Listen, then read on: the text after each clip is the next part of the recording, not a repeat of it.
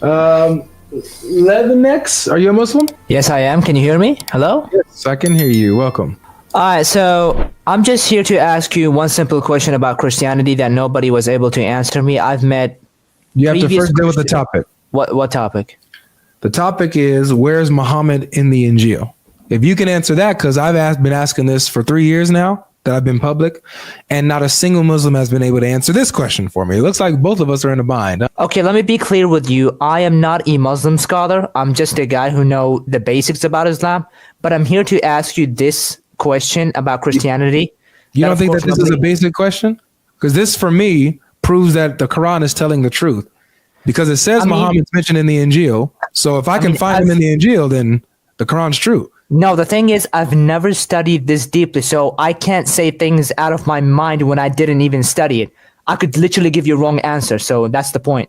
So, all right, let me ask you this then. As far as where I stand, since I can't find Muhammad anywhere in the Injil, am I in the right to conclude that the Quran is false? Well, as I told you, if I did my own research to see if this is a false or true, then I would tell you, oh, listen, you proved that that Islam is false, right? But if it was wrong, then you got it wrong. I'm saying I've done my research. I've looked into the Injil. I've looked into the words of Jesus and stuff, and nowhere do I ever see Muhammad being mentioned or described. So am I right to conclude that the Quran is false for making this false claim? See, here's the problem. You say that, and I see others showing and proving that Muhammad is in the Injil. Oh, so what did you? So which one should I believe, you or them? I've seen so many videos. Let's put it to the test. What have you seen? I've seen so many videos on YouTube showing and proving that Muhammad was mentioned here and there. Give me one. There was so many videos I don't even remember them. Like I have to search them up. It was a long time ago. Do me this favor. Look that up really quick, and I want you to, because I won't kick you. I'll let you stay here. Okay, I'm gonna bring up somebody in the place. Yeah. Okay.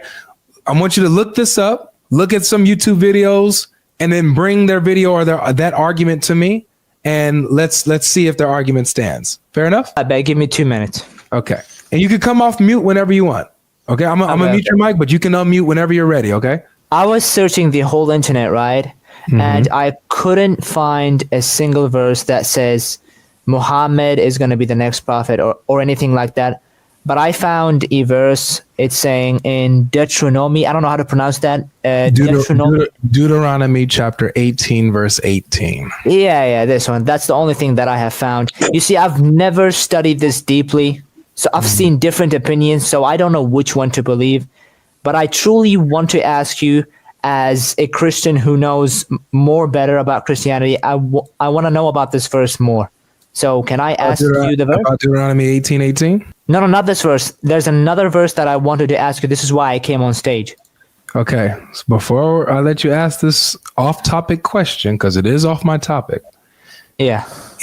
Can you acknowledge that if I can't find Muhammad anywhere in the Torah and the Injil, then I am in my right to conclude that the Quran is false. Okay, does the Quran say that the Bible predicted Muhammad? Yes. Where does it say that? Chapter 7, verse 157. Chapter 7, verse 157. Okay, I'm looking at this. Wait a second. I didn't hear it. Hello. Okay. Oh yeah, you're right. It actually says that. But the thing is, we have to also know that the Bible was changed and corrupted. So, no, I'm just being honest with you. It's okay. Tech, I'm about to deal with him for a while.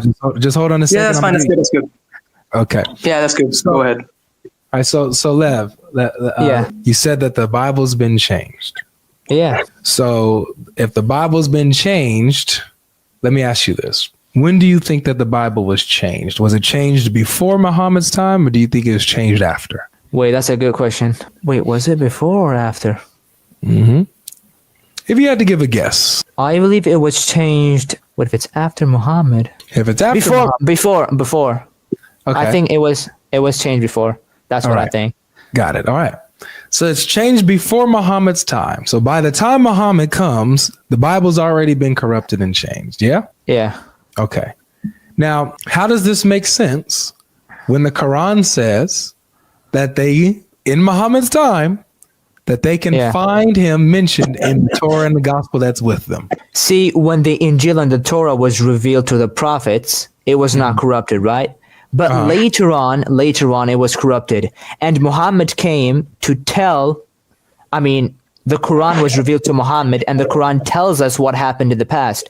And what it was telling us in the past is that it was mentioned in the Injil or the Torah, right? No, it doesn't say in the past. It doesn't say in the past because it says it's with them currently. But the Quran tells us stories and explains to us what happened before. Yeah, in what books? What do you mean, what books? What books does it say that these stories or prophecies are in? What books? The Torah and the Gospel, right? Yeah. The Injil and the Torah, yeah. And according to the Quran, according to the verse you just read, 7:157, where is the Injil in Muhammad's time? Where is it? Wait, I don't know what you're trying to... Wait, can you explain to me more in a clear way? Because I've told you before, I'm not a Muslim scholar. I know. This is why. So look, what we're doing here, what I'm doing is I'm making you think about what you say, okay?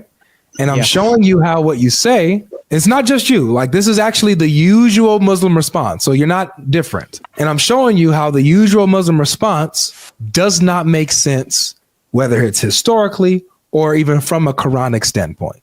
Okay. So if you're going to say that the scripture, Muhammad was mentioned in the Torah and the Gospel. However, the Torah and Gospel have been changed. When were they changed? They were changed before Muhammad's time. So before Muhammad came on the scene, they had already been corrupted. That's when Muhammad came. Okay, cool. So Muhammad, before his time, but when he comes, the Quran, the Torah and the Gospel is already corrupted. But then it's interesting because the Quran says in Muhammad's time, chapter 7, verse 157, it says that the Torah and Gospel still have Muhammad's description in there, and it's with the Jews and Christians. It's with them. They have it. It's not lost. It's there. They can open it up and find Muhammad's description. That's what the Quran claims. So, this would have to mean that the Torah and Gospel that's there at Muhammad's time is not corrupted because they can find Muhammad in there. Can I? Okay, but the thing. Okay. I'm sorry. Can I answer? Or? Me or him? You. No, we can both answer. Just you go first. Okay, so you said the usual Muslim answers. The thing is, there's probably Muslims out there that come to your channel that are not well educated enough about Islam very deeply. They know the basics about Islam, but they are not educated about this. And I'm being honest with you. I've told you. I'm not talking about ignorant Muslims. I'm talking about the Dawah guys that you see on YouTube and Speaker's Corner. And have you debated them? Yes. How many of them? All of them, except Muhammad Ajab. I haven't spoken to Muhammad Ajab yet, but everybody else from Hamza's Den, everybody on there, Ali Dawah, his sheikh, Abu Adnan's son, Orthodox Muslim. Who else? What about Sheikh Uthman? Sheikh Uthman, yeah, Sheikh Uthman. He was the first guy that I debated. What about the Muslim Lantern? Oh, the Muslim Lantern. He kicked me off and copyrighted the video whenever I tried to upload our conversation. But it's uploaded on my Patreon for free. So if you want to ever check that out. I'm gonna watch your videos and watch their videos to see and compare like which one is the truth, because if there is anything that I want to know which one is the right one, the true one, I'm gonna have to look it up and research it. So, I can't really give you a direct answer because I don't know which one is the true one. Can I ask you the question off topic about Christianity? I will let you because you're honest, but I want us to settle this first. I want you to get this. What I want you to see is, and tell me if this makes sense. Does it make sense for the Quran to say that Muhammad can be found in corrupted scripture? Does that make sense to you? Avery, can I answer that? No. May I? No. Okay. No. I'll let you jump in on this in a second, Tech. I just want to hear him so far. You said no. Okay, but what if the Quran was like telling us that he was mentioned in the scriptures that were not corrupted, but later on they were corrupted? So that would mean that the scriptures were corrupted after Muhammad's time, not before. This is confusing. Yes, after Muhammad. Okay. So if they're corrupted after Muhammad, this still works in my favor. Want to know why? Because Muhammad is in the 7th century, right? Yeah. So that means that all I need, besides a beat that's super dumping, is a Bible that dates to Muhammad's time and before, not after. If I have manuscripts of the gospel that are at least in the 7th century and before, I'm good to go. I have the uncorrupted gospel. Yeah. Which I do. The gospels that I have come from the 2nd, 3rd, 4th, 5th, 6th, 7th century and beyond. And you did not find Muhammad there? And Muhammad is not in there, bro. This is what we have in the Bible. The Bible is the Bible we have is based off manuscripts in the 2nd century, 3rd century, 4th, 5th, 6th, 7th. We have all of that. I mean, I've seen videos saying that his name was mentioned as Ahmed and stuff, or some other verses just describing him only, not mentioning his name. Yeah, this is what I want you to do. I want you to come back on this as well, okay? Because I want to talk to us again, because you're pretty honest and humble. I want you to look this up. Look at what the Da'is, the Dawa guys say. Look at what Sheikh Uthman says. Whoever you find some good videos that you think, oh, okay, I see, where they make this argument. And even if it's not convincing you, bring it, write down, take notes on it and bring it to me. And let's talk about if what they're saying lines up, if it makes sense. And I'll show you how they're picking and choosing and how the scriptures that they go to actually backfire against them. I'll show you that. Okay. Wait, when do you stream later? I'm stream every Monday, Wednesday, and Friday. Same time. Oh, okay. Every Monday, Wednesday, and Friday. So anytime, catch me any Monday, Wednesday, Friday. I'm live. I'll remember you, Levnex. I'll remember. And come up and we'll continue. Okay. Thank you, man. But now I have a Christian friend and we've been talking a lot and he couldn't answer this question for me. So this is why when I saw you streaming, I'm like, okay, I'm going to ask him this question. Maybe he will able to explain it. So can I go for it? Yeah. Okay. And by the way, Tech, don't forget what you wanted to jump in and say, okay? Because I'm going to let you address the argument after he's done, okay? Inshallah, yes. Yeah, okay. Okay. So the verse is 1 Samuel 15:3, right? Yes, I'm probably sure that you know about it. Do you know the verse or should I read it? Yeah, where God commands them to unalive everyone. Kids, donkeys, animals, men, women. Great. Now, maybe you could unalive men. Maybe you could unalive other type of creatures. But how can God allow the death to infants and children, babies who are like a few months old, 1 year old, who doesn't know what's right and what's wrong and have never committed any type of sins? And by the way, why is it allowed to kill the animals? So like cattle and donkeys and sheep, like what did they do for them to get killed? If he's a merciful God, why would he allow something like this? Okay. So to answer your question about the Amalekites, there's a reason why God has a grudge against them. The Amalekites, when God brought the Israelites out of Egypt. You know that story, right? Where he saved them from Pharaoh and brought them out of Egypt. I don't know 100% of it, but I've heard about it. Okay, it's okay. So basically, the Israelites were enslaved in Egypt for over 400 years. God sent Moses, his messenger, right? And God saved the Israelites from bondage, from slavery, okay? And then they were going to go from Egypt to the promised land that God had promised to give to the Israelites, that he promised to give to Abraham, Isaac, and Jacob long before. Okay. So God is fulfilling his promise. Now, on the way to the promised land, the Amalekites attacked the Israelites. He attacked them. The Amalekites attacked them when they were weak, hungry, attacked them from behind, attacked the women, attacked the old men, and so tried to wipe out Israel. And so they didn't succeed, obviously. But God said in vengeance, he says that he in turn is going to wipe out the Amalekites, going to wipe them from the face of the earth. Everything that they are and everything that they own is going to be gone. So what we have here, what you're seeing is the fruition of that commandment or that decree, that God's judgment on the Amalekites. Just like how he decreed to wipe them out, he chooses, this is the time to wipe them out. Because they continued to be rebellious. They were never repentant. They continued to be rebellious and fight against God's people. So he decided to bring his judgment on them, the entire nation, and wipe them out. Okay? Donkeys and all, everything they own. Now, here's also something interesting, because you want to take this into cultural context. in cultural context, when it came to like war language, when you would say like for example, if I were to say, man, blow them out of the water, right?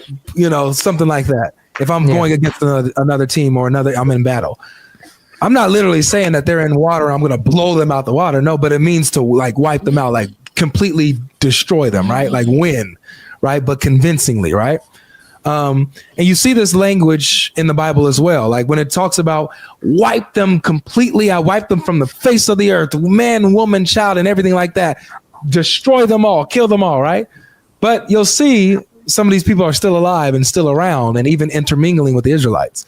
You'll see that this is common war language, communicating to completely destroy your opponent. So it's not necessarily that every kid is being killed or every woman is being killed, everything is being killed, but they're being completely defeated, utterly destroyed. So that's kind of war language there. Okay. Wait, so they didn't kill the babies, the entire babies of the Amalekites, right? That's a view. There's a view that's like the interpretive view that using this war language, it's not that the babies are being killed or even, everybody's being killed, everything's being killed, but it's the language to just destroy them and wipe them out. Now, I don't have a problem with God's judgment on the Amalekites of wiping out the entire nation, including the children. I don't have a problem with that. God, can do what he decides to do, but there is an interpretation it's hyperbolic language. It's hyperbolic in meaning to destroy or wipe out your opponent. Doesn't necessarily mean that you kill every single soul, right? However, let me put this to you, okay, in reverse. You believe in the flood story, right? About the Pharaoh, right? The flood. What? No. Yes, the flood. Which one is it? Which prophet was it? Noah. Noah. Yeah. I know it. Noah. Yeah. So God flooded the world, drowned everyone except Noah and his family, right? And the animals and the people that was with him on the ark. Exactly. Everybody else that was not with him on the ark, man, woman, or child, and beast, was drowned in the flood. Yeah. So even from the Qur'an standpoint, you have Allah giving a judgment that includes the children of the disbelievers, of the sinful. That Allah gives a judgment on the nation, meaning this one, the entire world. He judges all of them, and whoever's not on that boat, including the children, are drowned. They don't survive. Okay, you're actually right about this one, but the point is Allah never mentioned that like even the children are going to drown. And the other thing is, he says everyone that's not on this boat, everyone that's not on this boat with you is drowned. Everyone. Yes, you're right, but I've also heard that Allah might have drowned the people of Noah or the entire earth. He can't drown the people of Noah if people of Noah are on the boat. No, that's not what I'm saying. I'm saying like only the people of Noah. He didn't drown the whole earth. That entire nation? No, only the people of Noah he drowned. He didn't drown the whole world when it comes to that. Yeah, that's what I've heard. The entire nation that Noah was living in, that entire nation, was flooded, right? Yeah. Right. So everyone that's part of that nation, man, woman, and child that wasn't on that boat got drowned. That still doesn't solve the issue because you still have children being drowned in that nation. You're actually so right about this. I have to research this up. Yeah. But the thing is, it was never mentioned that there was children in the nation. So like, yeah, to think that there's an entire nation without kids is crazy. No, because people back then used to live like thousands of years, right? And they didn't live thousands of years. They lived quite a few hundreds. They lived hundreds of years. Like Noah lived, I think, to about 600 years, I think. And so they were living hundreds of years, bro.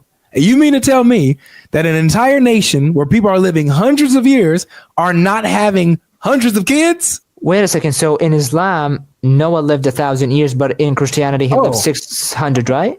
Yeah, he lived 600. In Islam, Noah lived 1,000? That's crazy. That's awesome. Okay, cool.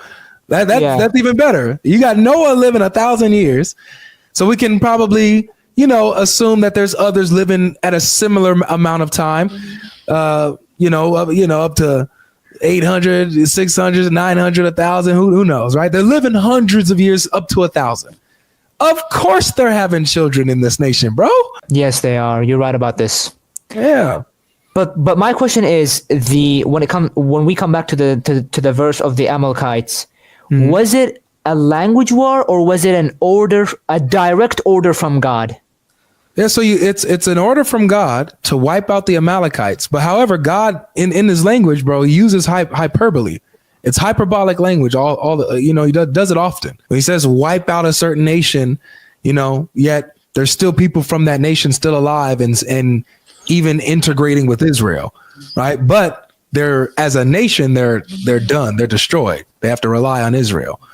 So you have that type of language. It's like same thing. If I'm saying, man, the New York Knicks are going to wipe out the Indiana Pacers, that means they're going to win. They're going to beat them in the playoff series, inshallah. But it's hyperbolic language. But again, you like in both of our cases, we have God sending down a judgment on a nation that would include, even the children as well. God's judgment is his judgment. Yeah. See, but the difference between these two verses is that, the children were not mentioned, but when it comes to the verse in the Bible, the children were mentioned. So I don't think that if that's the thing that didn't make sense to me. Like a merciful God would order the killing of a pure baby that could be, for example, you went to the Amalekites. Yeah. You heard, like, there's no need for us to like continue to rehash the same points. So you understand that during the flood, Allah wiped out an entire nation except for the people that's on the boat. That would include the children. That's an entire nation, So we both have judgments in which God includes children at worst case scenario. Even if what I'm saying is not hyperbolic, let's say it is literal, it's God's judgment. Okay, but we don't know the age of children back then. Like, were they 10? Were they 12? Children, bro. Children, babies, infants. They're born every day. Children are born every day in every nation, even to this day. Okay, but a 12-year-old is a different from a 1-year-old. So, okay, fine. Let's move on from this topic. What about the mistakes in the Bible? Oh no, that's it. That was the one question you had, right? Yes.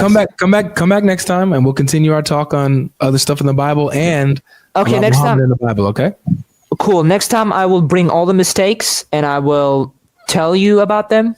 And, next time we can have a conversation about this. Bring the prophecies of Muhammad in the Bible, what they say, where they think Muhammad is mentioned in the Bible. Oh, yeah, I will do that too. Yeah. That's the main thing. All right, man, bro. It was nice you too, man. man. I can't wait to talk to you again, bro. Man, have a nice day.